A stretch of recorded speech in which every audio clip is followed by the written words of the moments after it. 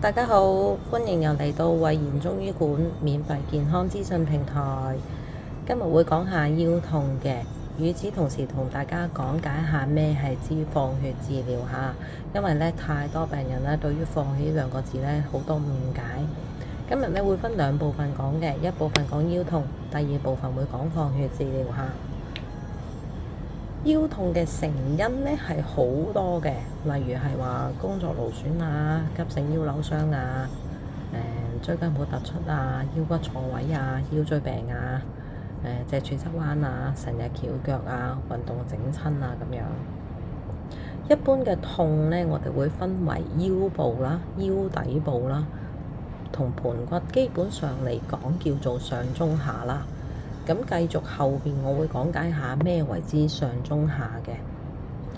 如果一般嘅腰痛嘅人士咧，佢哋因為勞損嘅話咧，病人左邊同右邊嘅腰肌咧係會好掹緊嘅。例如佢哋成日要彎低腰做嘢啊、搬貨啊咁樣。咁但係如果淨係得一邊痛咧，咁呢一種嘅病咧，未必係因為純粹勞損而形成嘅。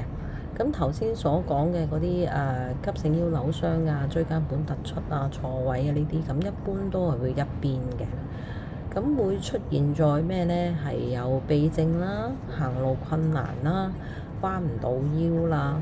咁出現痹嘅時候，咁譬如有時腳趾有痹啊咁樣，咁係點解呢？因為呢，佢嗰個筋同埋啲肌肉啊或者韌帶呢已經有發炎，阻住咗一條神經線。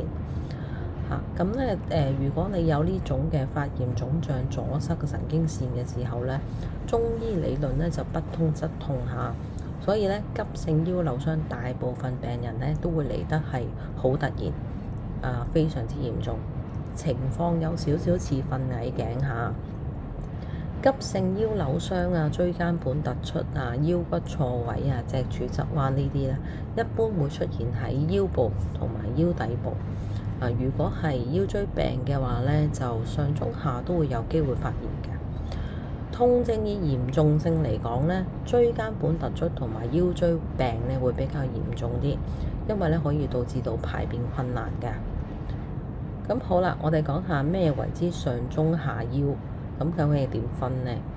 腰就即係胸椎對落，上半身腰位嗰度有弧度，平時叉腰嗰個位。腰底部咧就即係底褲頂邊樓上咁樣啦。咁如果運動嘅話咧，有機會出現喺腰底部啊，或者係一啲 pat 咁嘅位置，因為嗰度有股肌，有1、2、3股肌肉個肌下。因為佢哋會有做 gym 啊、跑步啊、踩單車啊咁樣啦。咁頸骨有7節嘅，胸椎有12節，腰椎有5節。腰底部得1節嘅啫。註冊中醫師咧係有能力可以臨床確認到個病人究竟係邊一種痛症下。如果你有買保險嘅話咧，可以直接去實驗室嗰度咧係確認一下，因為椎間盤突出啊、腰骨錯位啊、脊柱側彎呢一啲咧係可以用 X 光係嚟確認嘅，亦照得到嘅。但係如果你有痹症影響咗神經線嘅話咧，咁就需要用到 MRI 㗎啦。咁頭先所講嘅腰嘅分類位置咧，急性腰扭傷咧係最為平常，但係亦都係最突發病情，但係亦都係最容易控制，治療次數亦都係最短嘅。因為其實其他頭先所講嘅腰痛症咧，一般咧都會屬於係一啲姿勢不良啊、日常工作嘅姿勢有關嘅。咁如果你話其實我治療咗之後都係要 keep 住咗呢一個錯嘅姿勢，咁其實我哋咧係會另外再提供一啲姿勢教導，就係話就算你工作以外，我教翻你做一啲動作，咁你去 balance 翻你嗰條腰骨下。咁呢個希望每樣病人都做咧，減低嗰個發病嘅次數嘅。以上呢啲咁嘅腰痛咧嘅知識係最基本嘅。如果你有腰痛咧，想確認一下自己係邊一隻咧，就可以預約我哋嚟睇下。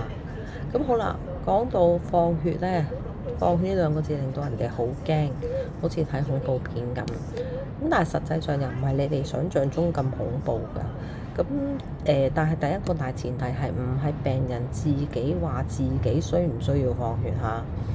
放血嘅情況咧，係例如有某度係已經係腫脹到有一粒鵪鶉蛋或者雞蛋咁大嘅囊腫，又或者係火折子啊呢類，咁個治療嘅情況其實似之前暗瘡咁樣嘅，咁只係個範圍比較大啦，而且排出嚟嘅咧未必一定係血㗎，可以係血啦、血水啦、淤血啦、水啦、膿啦，咁其實呢啲咁樣係我哋係想佢個病情加速好轉，我哋先至會用嘅。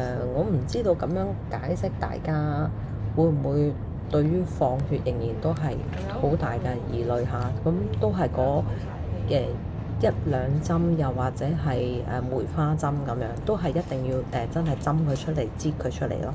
咁今集講到呢度，希望大家想我下一集講分享啲乜嘢就留言俾我，話俾我聽啦。記得訂閱撳鐘仔，下次見。